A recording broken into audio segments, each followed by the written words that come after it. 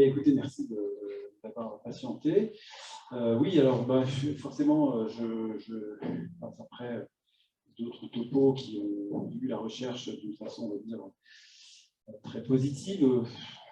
Bien entendu, je ne vais pas casser quand même cet élan, mais il y a des petites choses un petit peu moins positives dans ce que je vais vous raconter. Forcément, ça va être plus équilibré. Donc merci en tout cas de m'avoir confié cette tâche. Donc vous voyez que je n'ai pas beaucoup de conflits d'intérêts. Par contre, je suis probablement là parce que j'ai pas mal travaillé cette question des conflits d'intérêts. Vous voyez ici un groupe, je peux qu'on va se trouver au milieu de l'écran. Voilà. Vous voyez ici un groupe que j'ai fait au CHU de Bordeaux avec tout corps de métier et une parité également, je pense au féminin, une parité homme-femme, pour réfléchir à la prévention des conflits d'intérêts dans un CHU. Mais je pense que ça vaut tout à fait pour un centre hospitalier. Et donc, on a rendu un rapport en mars 2019. Ce n'est pas un rapport du tout qui nous a été demandé par nos institutions. C'est un rapport qu'on a un peu imposé à nos institutions parce qu'un certain nombre d'entre nous avions un souci autour de cette question-là, à travers certains exemples, à travers certaines choses qui nous avaient un petit peu heurtés. Et donc, ça a été accompagné par l'institution et on a sorti un rapport qui sert de ligne de route actuellement et le CHU de Bordeaux est en train de développer une politique de prévention, suit cette feuille de route plus ou moins vite et plus ou moins, ça nous satisfait plus ou moins, mais en tout cas, ça avance. On avait écrit au même moment, juste avant d'ailleurs la crise, ce papier dans le Monde qui reprenait un certain nombre de nos constatations, de nos propositions de solutions, parce que quand on travaille comme ça, on a des idées, on lit les idées des autres, donc on va essayer de synthétiser tout ça. Il y en avait quelques-unes sur la question de la recherche. Donc un conflit d'intérêts, bon, il faudra quand même rappeler, je pense que c'est évident un peu pour tout le monde, je pense que c'est pas mal de se rappeler que c'est un conflit entre deux intérêts, donc un intérêt primaire, et pour aujourd'hui, c'est quand même essentiellement le progrès de la connaissance, hein, c'est la question du chercheur, et bien sûr, qui peut être biaisé par un intérêt secondaire, qui est le plus souvent gagner de l'argent, mais on sait aussi que, bien entendu, dans notre carrière, être connu et reconnu peut favoriser ou être cet intérêt secondaire. Ce conflit d'intérêt un peu personnel que je viens de vous montrer, il existe entre deux, si on peut le reproduire au niveau de deux grandes entités qui sont nos centres académiques, dont on parle cet après-midi, que ce soit CHU, CHG, qui vont, et puis de l'autre côté, l'industrie pharmaceutique, avec donc des interactions entre les deux, brevet, formation de futurs chercheurs dans ce sens-là, et de l'autre, on vient en parler, inclusion de malades pour les essais industriels, commercialisation, distribution, etc. Qui donc reproduisent tout à fait, je l'ai dit, ces conflits d'intérêts à travers un intérêt de santé publique, un intérêt pour les salariés, bien entendu, de l'industrie, des actionnaires également. Et donc, tout ça fait conflit, dont la seule façon, finalement, de le régler, idéal, serait que chaque médicament qui sorte de cette synergie, on va dire, soit parfait. C'est-à-dire qu'il y a un bénéfice clair, zéro risque, éventuellement pas trop cher, et à ce moment-là, je crois que cette question de conflit d'intérêt disparaîtrait, et malheureusement, vous savez bien que ça n'arrive que très, très, très rarement. Et donc, il faut faire avec. Alors, quand on fait avec, on peut se reporter à ce qu'écrivent, par exemple, des grands éthiciens dans ce texte, ce livre de référence, qui nous dit que finalement, cet intérêt secondaire, cet intérêt éventuellement financier, ou en tout cas cette motivation personnelle, on va dire, n'est pas forcément illégitime. Donc, je crois que c'est quelque chose qu'il faut rappeler quand on s'intéresse à la question des conflits d'intérêts. Il n'y en a pas un qui est tout blanc et l'autre qui est tout noir. Et je dirais même, c'est moi qui rajoute, modestement par rapport à Étienne Emmanuel, que la rentabilité des firmes n'est pas illégitime non plus. On vient d'un peu d'en discuter, par exemple, on va en reparler, mais de toute manière, c'est un acteur économique avec tous les apports que les acteurs économiques ont. Et puis, je ne parle pas des vaccins, par exemple, qui sont très bon exemple d'utilité de ces firmes et éventuellement de rentabilité. Ce qui est un tout petit peu plus... je dirais, discutable, c'est ce qu'on va voir maintenant. C'est-à-dire qu'effectivement, l'industrie pharmaceutique est, vous voyez, comparée aux banques, ou avec les banques, et comparée aux autres industries, celle qui fait le plus de marge et de bénéfices. Même si c'est un peu vieux, ça reste tout à fait vrai, parce que c'est même, je pense qu'ils ont maintenant dépassé les banques avec la pandémie. Alors que de cet argent, ils investissent pas tant que ça dans la recherche et le développement, et plutôt énormément dans la promotion. Donc, c'est évident que s'ils investissent dans la promotion, ça veut dire qu'on y est sensible et que ça a un résultat important, et donc c'est très clair, ils ont des chiffres sur l'augmentation du chiffre d'affaires d'un médicament pour lequel ils ont fait de la promotion. Ça dépend de tous les médicaments, mais la moyenne, c'est quand même 30%. Donc vous voyez, c'est quand même 10 fois le budget marketing, on va dire, promotion, c'est 10 fois le reste de l'entreprise, le reste de l'industrie.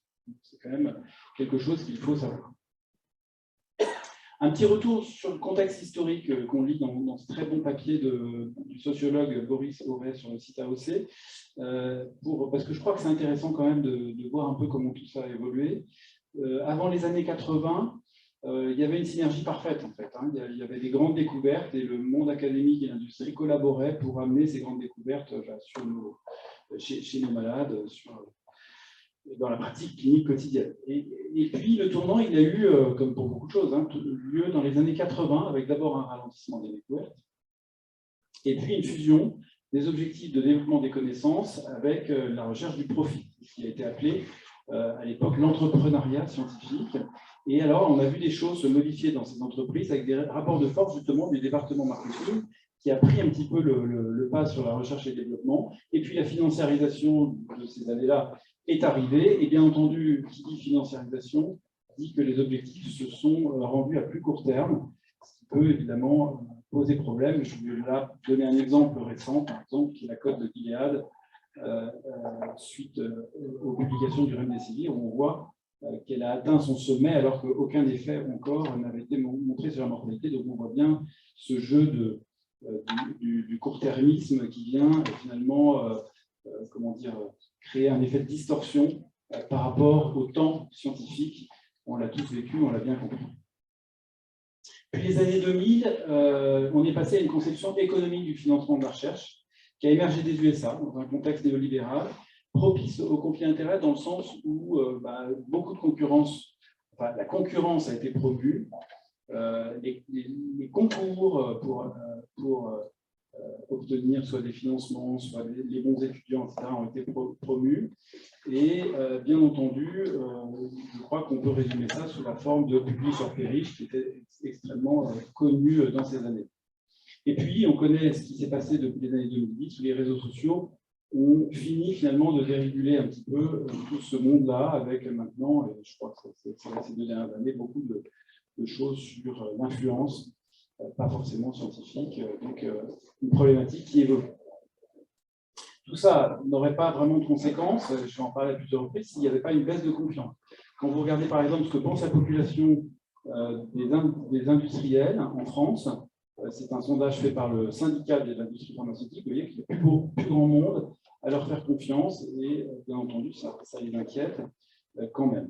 Et c'est pareil d'une nation qui est peut-être moins industriophobe naturellement, on va dire, que les Français, qui sont les Américains, et où là encore, eux aussi montrent une certaine chute de confiance quand même pour l'industrie pharmaceutique et les médecins qui y travaillent. Un bon exemple de ça en France a été par exemple la une coordonnée de la presse quotidienne régionale le 11 janvier 2020, encore juste avant la crise. J'avais acheté quelques exemples, vous voyez, des titres, tous tirés d'une enquête faite par la presse sur la base transparence.gouv, chacun finalement regardant un peu ce que les experts de son CHU du coin avaient touché et pointant un certain nombre de conflits d'intérêts qui n'épargnait pas beaucoup de régions. On peut avoir donc une vision évidemment assez difficile de tout ça. C'est un peu le cas de cet auteur qui a écrit une somme assez remarquable et qui dit pour lui, de toute manière, ce conflit-là, il est impossible de le résoudre, le rapport de force est perdu. Quand vous savez que le budget combiné de Coca et Pepsi est supérieur au budget de l'OMS, c'est perdu. On est sujet à des tas d'influences et on ne sortira pas. Et donc, lui prône un désengagement.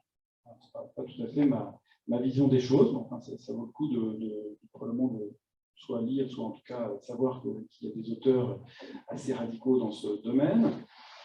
Il y a un édito qui accompagnait la sortie de ce livre dans le Lancet et qui disait oui, ok, mais il y a peut-être quand même des solutions gagnant-gagnant, en tout cas qui rappelaient des choses qui sont quand même importantes à rappeler, c'est qu'il est certainement impossible de bâtir une santé publique, que ce soit au niveau d'un pays ou même plus largement, sans impliquer les acteurs privés qui sont là.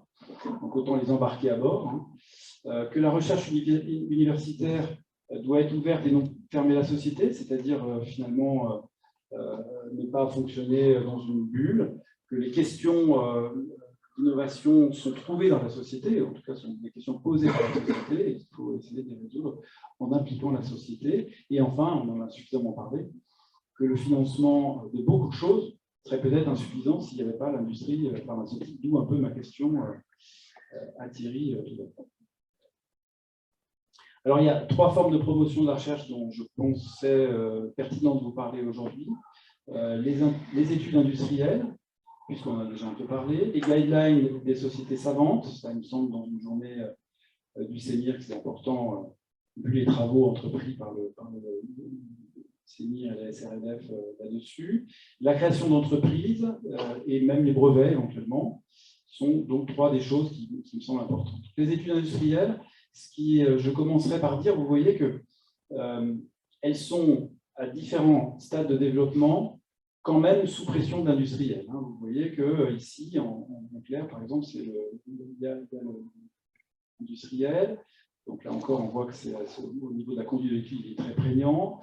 Il est encore très présent puisqu'il est même seul en majorité pour l'analyse des données. Et il est encore très présent, notamment à travers ces fameuses organisations, là, les CRO, qui ont été citées par Thierry juste avant, au stade de publication. Donc on voit quand même qu'il y a dans les études industrielles, c'est comme ça, ils ne lâchent pas la main, et on va en parler, ça peut poser des problèmes, surtout quand on voit que finalement, ça c'est un exemple, mais il y en a d'autres, la comparaison des études sponsorisées par l'industrie par rapport aux études non sponsorisées par l'industrie montre des résultats très en faveur de cette dernière.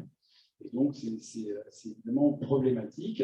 Ça aboutit au résultat de cette étude, qui est publiée dans New England il y a 10 ans, où ils ont eu l'idée de faire lire 27 abstracts qu'ils ont inventés, abstracts d'études qu'ils ont inventés avec des médicaments autour de 3 grandes pathologies, diabète, insuffisance cardiaque.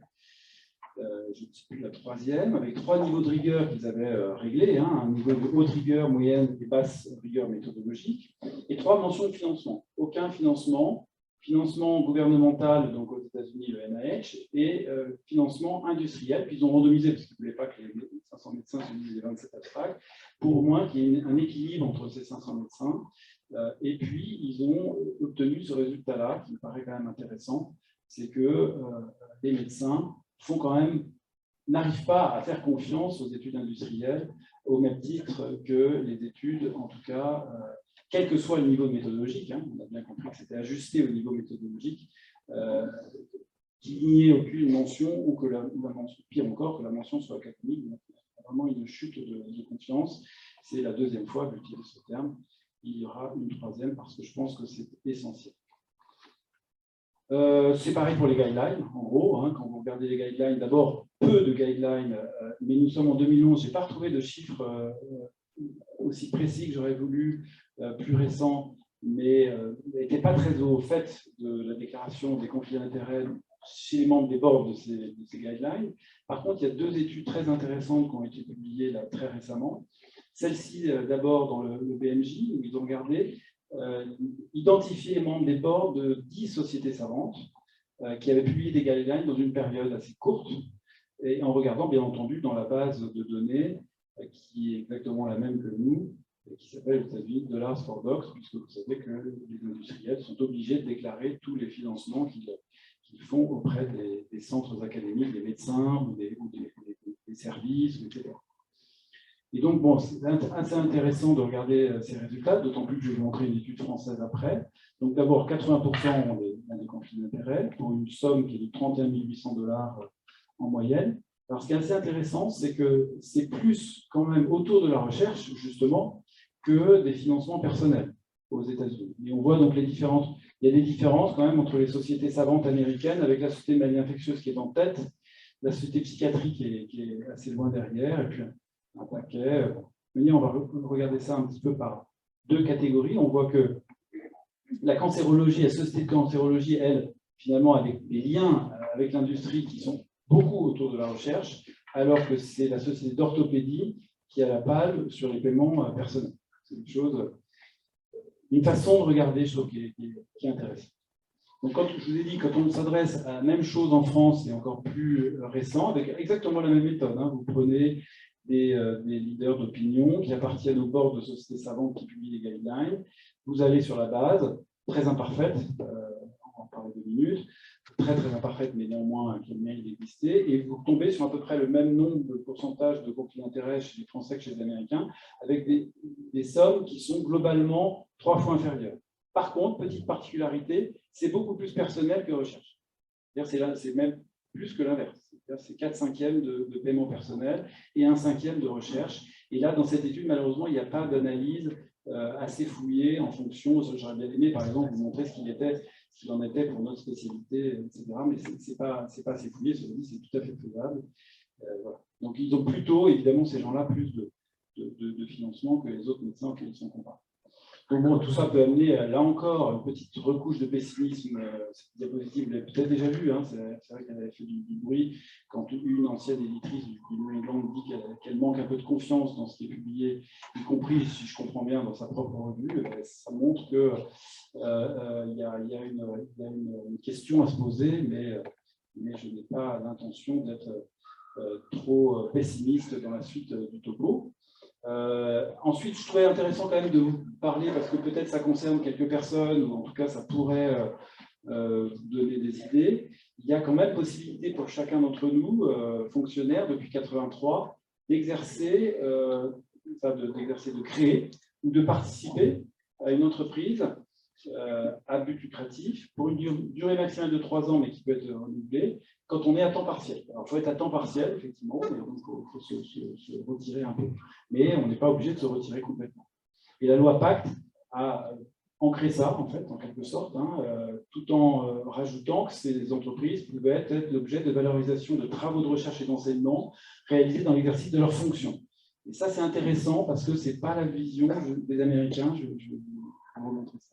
Les seules finalement contreparties qu'ils demandent sont d'une part la transparence, dont on vient de voir qu'elle n'est pas si facile que ça à obtenir, mais ça va progresser, et puis un certain nombre de critères déontologiques qui, évidemment, quand vous prenez une participation dans une entreprise privée qui est dans votre secteur, il faut faire quand même preuve d'impartialité ensuite dans les choix hospitaliers, de probité, d'une certaine neutralité du service, mais il n'y a pas de règle si précise que ça quand on regarde les textes. Deux choses importantes, il me semble, le secret des affaires, parce que c'est souvent ce qui est opposé par l'industrie en disant vous êtes médecin, vous êtes membre d'une étude industrielle, ben vous êtes tenu au secret des affaires. Donc celui-ci vient de bouger, ça me paraissait important de vous en parler, parce qu'en fait, un journaliste du Monde s'est retrouvé à attaquer au tribunal administratif puis au Conseil d'État la société de certification du marquage CE numéro 1 en France, quasiment, d'après ce que j'ai compris, très dominante, à qui il avait demandé la liste des matériels à qui cette société avait refusé le marquage CE, parce que, comme vous le savez, dans ces cas-là, ils vont en Europe en chercher un autre et ils peuvent revenir sur le marché français. Ça intéressait ce journaliste. La société lui refusant, il a été à une commission d'accès aux documents administratifs qui lui a refusé aussi, d'où l'affaire. Et le Conseil d'État vient de rendre un arrêté, donc l'année dernière, qui lève ce secret des affaires, en tout cas pour tout ce qui relève de l'intérêt général. Et il a, en l'espèce, pensé qu'il s'agissait de l'intérêt général, de savoir finalement, c'est sorti au moment des Impound Files, hein, savoir finalement quel dispositif était revenu, par quels moyens sur le territoire national. Et donc, c'est, il me semble, quelque chose qu'il faut connaître. Les clauses de confidentialité, faites attention aussi si vous participez à une étude industrielle. Il y a l'exemple de cette chercheuse américaine qui a été condamnée à 20 millions de dollars parce qu'elle avait publié les effets secondaires d'un médicament dans lequel elle était impliquée, en pensant, j'imagine, bien faire. Et il a fallu l'intervention de la communauté américaine scientifique pour qu'elle s'en sorte.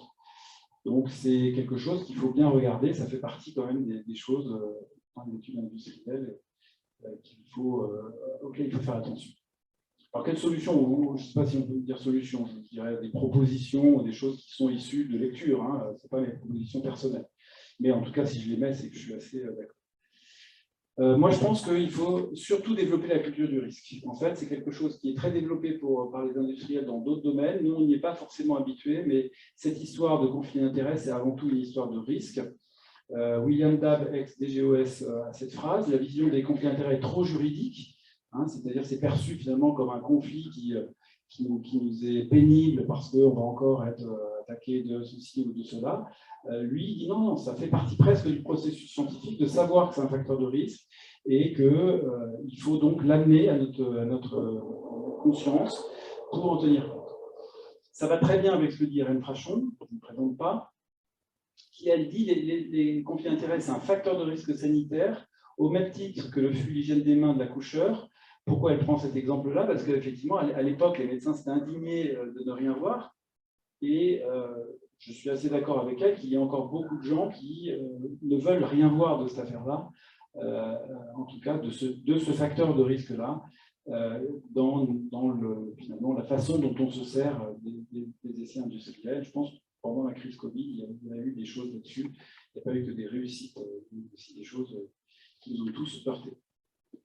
Développer la transparence, j'en ai déjà parlé. Donc, la transparence.gouv, qui est un moteur vraiment pénible à regarder, vous l'avez tous déjà parcouru, est en cours actuellement de réflexion, on va dire, parce que ça ne marchait pas. Donc, ils sont vraiment en train de l'améliorer. Il n'y a rien de encore tranché. Mais il restera, à mon sens, d'après ce que j'ai lu, des améliorations qui sont en train de porter, il restera, à mon avis, justement parce qu'on en parlait, un trou au niveau des associations de recherche. Je ne sais pas comment fait Thierry, s'il est toujours là. Mais c'est vrai que les associations de recherche, si elles ne sont pas au nom d'un médecin, ne sont pas tenues d'afficher le nom du médecin, donc il n'est pas retrouvable. Et donc, il peut y avoir une espèce de société écran. En tout cas, ça a été le cas du professeur Rouvex dans l'affaire du Mediator, puisque ce monsieur qui faisait partie d'une commission d'autorisation de mise sur le marché, donc 2004-2010, comprenant ce médicament, avait aussi des prestations de conseil auprès de la société écran CRISP. À la limite, il avait le droit, il aurait fallu qu'il se déporte. Et au procès, il a dit la phrase suivante, qui me paraît intéressant, puisqu'on a dit avant. Pour moi, CRIS, c'est une CRO, c'est-à-dire une société de services non propriétaire de médicaments. Il ne m'est pas venu à l'esprit de le déclarer. Donc, je crois que la vraie transparence devrait aller jusqu'au bout de ces associations. Ce serait très, très difficile de demander à une association de déclarer ses membres, et que ces membres, du coup, pensent bien à déclarer les conflits d'intérêts qu'ils hébergent dans les associations dont ils sont membres ou leaders. Ensuite, il y a des choses plus radicales, mais qui me semblent intéressantes, qui sont de l'innovation à la mise sur le marché, séparer les différentes phases.